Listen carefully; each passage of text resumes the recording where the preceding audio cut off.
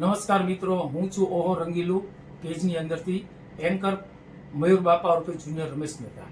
મિત્રો, આપણું મોરબી એટલે કે રંગીલું મોરબી જે રહ્યું એ હરવું ફરવું ખાવું પીવું બધી જ જગ્યાએ છે ને શોખીન હોય છે. અને હા, સેવા કાર્યમાં પણ સૌથી પહેલા આગળ હોય છે કે મોરબી જિલ્લાની અંદર કોઈ પણ જગ્યાએ નાની મોટી ઘટનાઓ બને છે તો એની અંદર સેવાની અંદર હોય છે. અને સાથે સાથે બાજુના ગામ કે કોઈ પણ જિલ્લાની અંદર સેવા હોય તો પણ આપણું મોરબી ત્યાં પહોંચી જાય છે. તો મિત્રો, આજે મોરબીની અંદર હું એવા બેન કે અલ્પાબેન કક્કરની સાથે હું વાતચીત કરવા આવ્યો છું. આજે એમની મુલાકાત લેવા કે એ બેન ઘણા સમયથી સેવા કાર્ય કરે છે અને કઈ કઈ રીતની સેવા કરે છે અને શું એનો સેવાનો ભાવાર્થ છે. તો આપણે આજે એમની સાથે ખાસ વાતચીત કરીશું ઓહો રંગીલા મોરબી પેજની અંદર. તો અલ્પાબેન, તમારું ઓહો રંગીલા મોરબીની અંદર હાર્દિક સ્વાગત છે. તમે આ સેવા કાર્ય કરો છો તો કેટલા સમયથી? આપણે માતૃશ્રી વીરબાઈમાં નામે છેલ્લા 6 વર્ષથી કોઈ પણ પ્રસંગ નિમિત્તે જે જમવાનું વધે છે ત્યાંથી લઈ આવી અને જરૂરિયાતમંદ લોકોને જમાડવાનું, એટલે કે ઝૂંપડપટ્ટીમાં કહેવત છે ને કે જ્યાં અન્નનો ટુકડો ત્યાં હરી ઢોકળો.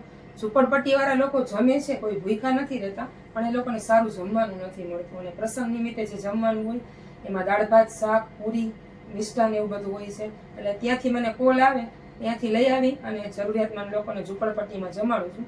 અને છેલ્લા 3 મહિનાથી આપણે સિવિલ હોસ્પિટલમાં ડેઈલી સાંજે કઢી ખીચડી જમાડી છે.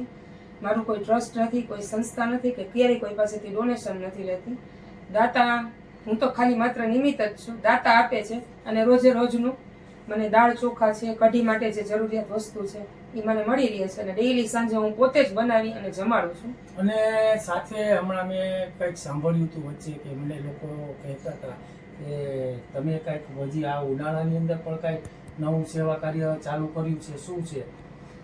આપણે છેલ્લા આજે 4 દિવસ થયા, અત્યારે આ હળહળતો તાપ, ગરમી, ગરમી તો બાપા ઓબા કરી નાખે છે ભાઈ. સાજા માણા હોય કે માંદા માણા હોય, કોઈ બી હોય એને હેરાન કરી નાખતું હોય છે. તો સિવિલ હોસ્પિટલમાં જે બતાવવા માટે બહારથી દર્દી આવતા હોય, સિવિલ હોસ્પિટલમાં દાખલ દર્દી હોય, એના માટે 11, 11:30 ઠંડી છાશનું વિતરણ કરું છું. એમાંય માત્ર નિમિત્ત છું. દાતાનો આભાર માનું છું કે દાતા મને એ ડાયરેક્ટ ભરવું અને લઈ આપે છે અને ઠંડી છાશનું અમે વિતરણ કરીએ છીએ. બરાબર છે કે તમે જે કયા સેવા કાર્ય કરો છો એટલે તમને કોઈ ને કોઈ નિમિત્તે મળી જાય છે. દાતાશ્રીઓ કે ખીચડી કઢીનું હોય કે ઠંડા પીણા કે ઉનાળાની અંદર છાશનું વિતરણ હોય છે તો દાતાશ્રીઓ તમને મળી જાય છે અને તમે આ સેવા કાર્ય કરો છો. તો તમારું આ ટ્રસ્ટ નથી તમે એમ કીધું, તો કયા નામથી તમે આ ચલાવો છો? માતૃશ્રી વીરબાઈમાં નામે. જેમ વીરપુરમાં જોગી જલિયાણનું અન્નક્ષેત્ર કેટલા વર્ષોથી આ ચાલે છે, અહીંયા 1 રૂપિયાનું દાન નથી લેવાતું.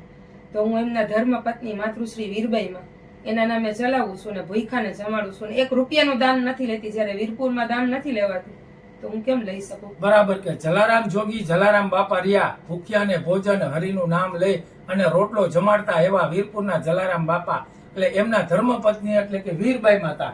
વીરબાઈ માતાના નામે મોરબીની અંદર અલ્પાબેન આવું સરસ મજાનું સેવા કાર્ય કરે છે.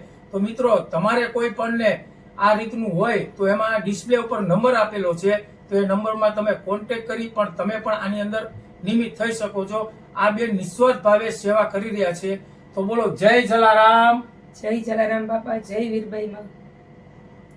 નમસ્કાર મિત્રો, તો આવા વિડીયો તમારે જોવા માટે ઓહો રંગીલું પેજ ઇન્સ્ટા, ફેસબુક અને યુટ્યુબની અંદર એને લાઈક, શેર એન્ડ ફોલો કરજો અને આ વિડીયો વધુમાં વધુ શેર કરજો.